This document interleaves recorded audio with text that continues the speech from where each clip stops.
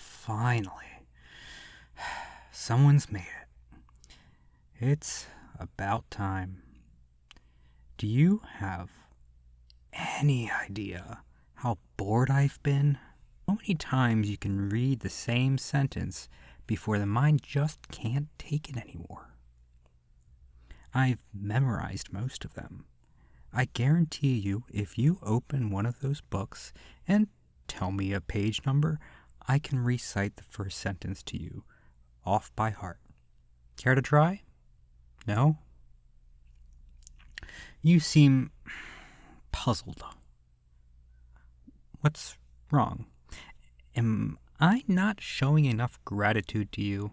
Not showing enough reverence for the brave knight who fought all the way through this castle's defenses to save me? How cute. The look on your face.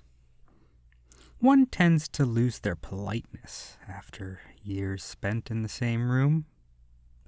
I lost count a long time ago. Tell me, how long have I been here for? I thought it was only 1 century. The days really do blend together. Most minds would have been driven mad. But I've always been good at keeping myself stimulated. I've been writing mostly, whatever comes to mind. My thoughts on things, stories, poems. Not bad if I do say so myself, though I'm the only one who's read them. No other eyes have looked upon the ink in these books. I must confess I am curious. What brought you here? What tales and legends have been spun about this castle and the one trapped within its highest room? I know there must be something that compelled you and the dozens of others that have tried to break in over the years. Congratulations, by the way. I was beginning to think no one would ever get past the Cerberus statue in the main hallway. Now please, who do you think I am?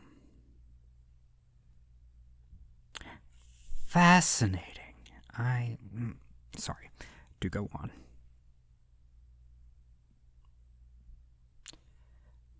Really? So you think...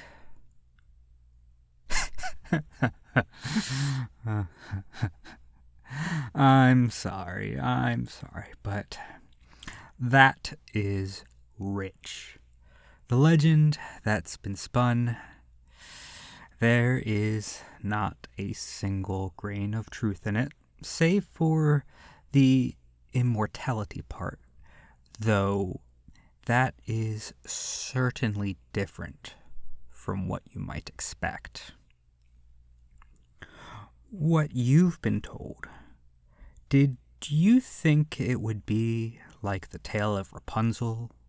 You believe that I am royalty, unjustly imprisoned, and that by fighting through the creatures littering the castle halls and saving me, I'm going to share my kingdom with you, provide you with the riches I own?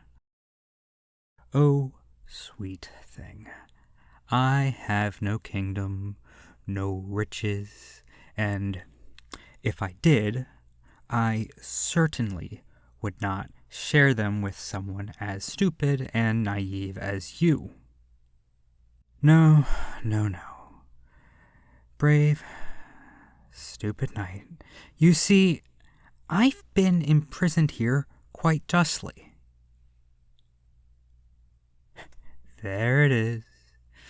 The realization, the fear, the look in your eyes that you really shouldn't have shared with me. Oh, foolish mortal. Feel my mind take control of yours. You're mine now. A plaything. No more than that. You are food. What you were the dreams you had, the thoughts you held, none of it matters anymore. All you are now is the property of a vampire. It's been so long since I've had a proper meal. The blood conjured by the one who trapped me here does the job, but there's no real taste to it. It barely sustains me. Certainly not like yours will. But I've waited 300 years for a good meal. I can wait a few minutes more. Because after how hard you surely fought to get here, you deserve an explanation, don't you? You deserve to understand how this happened and why it's happening to you. Sit down for me. Oh, good pet. Good. Well done. It's been so long since I've exerted dominance over someone. It's a feeling I have sorely missed. Now. Where to begin? It's been so long since I've been able to flex my vocal cords that I might as well start at the beginning. Like I said, I'm a vampire, but like most vampires, I wasn't always. Once, I was mortal, like you. Unlike you, however, I was married to a powerful wizard, the likes of which the world has rarely seen. They were so mighty, so strong. But I doubt you've heard of them. They were more the scholarly type, preferring a good book to an actual adventure. Speaking of books, they had a very large collection of powerful tomes containing powerful spells, and every so often someone would come knocking. Some villain interested in one of the tomes for various reasons. Taking over the world, resurrecting a loved one, the tired old trope. Once you've heard one villainous motivation, you've heard them all, honestly. Always my lover would fight them, and always my lover would win. And I was there, at their side. Ever dutiful, ever loyal, the perfect brain-dead companion. They must have been so very happy. And I think I shared that feeling. I was very content. And one day, a stranger arrived at my lover's home. They were away on business at the time, meeting with like-minded colleagues, and they'd taken their book collection with them. So we thought I was safe. We were wrong, of course. The stranger was very kind, very friendly, charming, seductive. I quickly realized what they were, but part of me didn't care. I suppose they'd enchanted me, affected my mind to lessen my resistance. But if they did, I don't mind. Did they seduce me? Oh, most definitely. And when their fangs sunk into my neck and turned me into what you see before you now, I was most happy. You see, they showed me how wonderful vampirism is, how beautiful it is to experience eternal life, and the blood we drain from others is but a small price for what we have. It's hard to argue, really. Who doesn't want to live forever, to continuously experience life's greatest joys? When they turned me, I was so happy, though my partner certainly wasn't once they returned home. The stranger had been there for one of the tomes and simply arrived at the wrong time.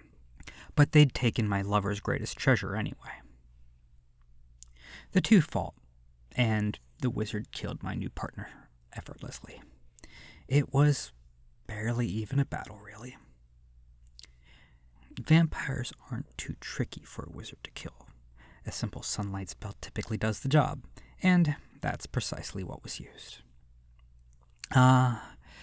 Really, it would have been simple for them to do the same to me, to eradicate me and turn me to ash. But they couldn't do it. They saw the face of someone they loved and lacked the backbone to truly destroy me. So instead, they conjured this castle and locked me inside of it. I told you they were powerful. Once they had me inside, they cast a few spells, made sure I had enough magical blood to sustain me, then created some seals upon the door, conjured the creatures you fought on your way in, and left me here trapped for centuries. And I, for one, can't wait to see them again and repay them for every single year I was stuck in here. I'm certain they're still alive. Wizards of that caliber seldom die of old age, as they're so fond of reminding us, and I doubt fate would let our tale end so anticlimactically. So, thank you, human, for freeing me. It's a gift I can never repay, though I'll certainly try. Were you anyone else, I would kill you where you stand. I've grown quite a bloodlust, you see, sitting here, rotting. And the first person we see, I am going to do something truly terrible to them. But not you. Never you. I have very different plans for you in mind. My pet, my new lover, my thrall. I suppose you've been rewarded in a way. You're going to be my servant and blood bag all rolled into one. Isn't that fun? And your first duty, my pet, is to feed your master. Let me sink my fangs into the flesh of your neck and drain you of some of the life that flows through you. After a while, you may even grow to enjoy it. There's no point in trying to resist, oh my so brave knight. You lack the intelligence to break free of a vampire's hold, though it is amusing watching you try. Once we're done here, you and I will begin searching for my former lover, though I'm certain we'll make more than a few pit stops along the way. You're hardly the only person I wish to feed upon, after all. Bloodlust comes in all forms, and, like I said before, I am starving. I crave the nourishment only a living, breathing person can give me. Speaking of which, stand up. Come here. Very good. I think I'm going to enjoy controlling you like this. Oh, don't look so afraid. From what I remember, it's really quite pleasant after the initial bite. Dare I say, you might even start to enjoy it. You'll get used to it at least.